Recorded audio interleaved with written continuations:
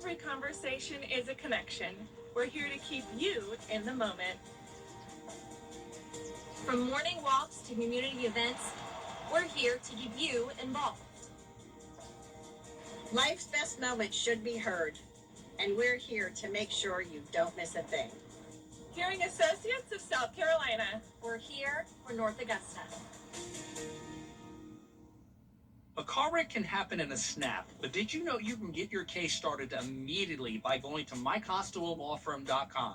That's MikeHostelowLawFirm.com to get your case started today. BriarBaby.com. Click, click. Now, on News Channel 6 at 6, a resolution reached for Augusta's city charter. How a state lawmaker got involved in the process, as your News at 6 starts now. Live from Television Park, this is WJBF News Channel 6 at 6. Good evening, everybody. I'm Brad Means. We do thank you for joining us. Jenny is off tonight. Coverage you can count on begins in Augusta, where it's a wrap for the Augusta Charter Review Committee. For the second straight day, though, several members were no-shows at the committee's final meeting. Kim Vickers reports. As there is not a quorum to conduct business. Friday's meeting was meant to finalize changes to the city's government and send them to the state legislature for a vote. However, without a quorum, the committee couldn't move forward. We have a draft charter that needed to be amended and tweaked by the body. That didn't get accomplished, so not quite sure where that leaves us. In a letter, 4 members expressed concern about issues they say still needs to be addressed, including term limits and residency requirements for commissioners. In the letter, they claim the current document reduces government accountability, saying, "We are not accusing any appointed or elected official of malfeasance. However, while the perception of objectivity was intended, the perception of collusion is present in this document, and for that reason, it should not be sent to the state legislature." Wilhelmi disagrees. I have different opinions than they do on most of it, and as does our consultants. And so everybody in America is entitled to their own opinions. We do not share them. Okay. Clearly, we're here, they're not. The biggest change recommended by the committee would be moving to a city manager form of government, which the whole committee agreed on.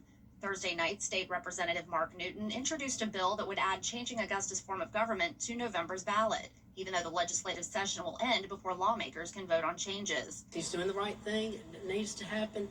Most of the counties in Georgia run under city management. There's no reason why Augusta, Georgia can't do it. Commissioner Smith-Rice and Wilhelmi are disappointed with how things ended with the Charter Review Committee. If you're going to be on a committee, if you volunteer, show up. You might not like the way it goes, the way the vote goes. It's unfortunate that it ended the way it did, but it also probably gives us something to stand on when it does come for a referendum, that this is Exhibit A on why we need to vote for the charter changes. Now it's up to commissioners to review the committee's recommended changes and decide whether to accept or amend them. In Augusta, Kim Vickers, WJBF News Channel 6. And all 6 members of Augusta's legislative delegation have to agree to add Representative Newton's bill to the ballot in November. Newton asking voters to contact their lawmaker to make that happen.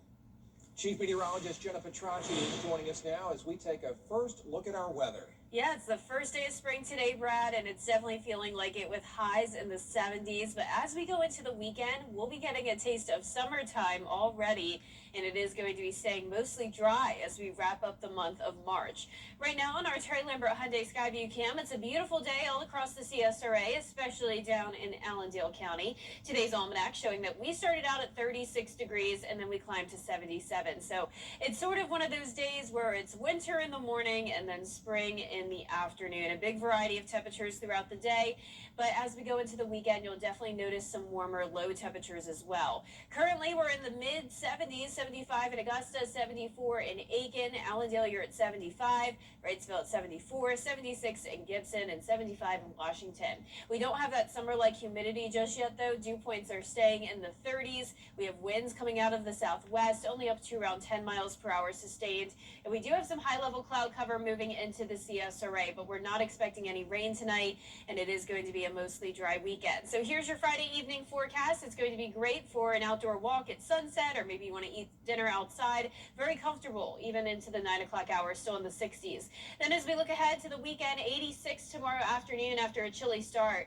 Then highs hit 88 degrees on both Sunday and Monday. I'll have a look at how long the warm-up will last coming up. But back to you, Brad. Jenna, thank you. Tough times at airports these days as an Augusta teacher is facing charges tonight. He's Jimmy Holmes, a teacher at Murphy Middle School, charged with cruelty to children and obstructing a law enforcement officer. The school system says the charges come from an incident where Holmes was actually trying to break up a fight. He's been put on administrative leave as this investigation plays out. A man from Athens, Georgia, in a Richmond County jail charged with child rape.